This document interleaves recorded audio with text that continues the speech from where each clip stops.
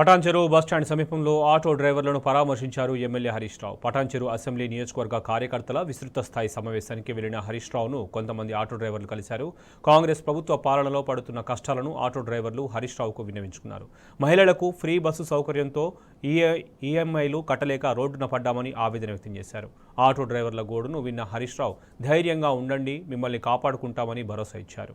6.5 లక్షల మంది ఆటో డ్రైవర్ల తరపున అసెంబ్లీలో బీఆర్ఎస్ గలం విప్పుతుందని ధైర్యాన్ని ఇచ్చారు. ఆగమైనా మాకు ఫ్రీ బస్సు మహాలక్ష్మికి దానివల్ల మాకు బతుకులు ఆగమైనాయి. బతకడం చాలా ఇబ్బంది ఉంది. ఆటో డ్రైవర్లకు ప్రభుత్వం ఆదుకోవాలి. మా బతుకులు అర్థం చేసుకొని మా ఆటో డ్రైవర్ల గురించి ముందుకు వచ్చి గవర్నమెంట్ మాకు ఏదైనా హెల్ప్ చేయాలని కోరుకుంటున్నాము. మా బతుకులు అసలు కిరాయిలు లేవు, ఫైనాన్స్ కట్టలేకపోతున్నాము, చాలా ఇబ్బందులు ఉన్నాము. అసలు తినడానికి తినలేని పరిస్థితిలో ఉన్నామన్నా. చాలా అంటే చాలా ఇబ్బంది. ఇంతకుముందు 1000-1500 సంపాదించుకుంటాము. ఇప్పుడు కనీసం ఒక 200-300 సంపాదించే డీజిల్ పైసలకి రావట్లేదన్న.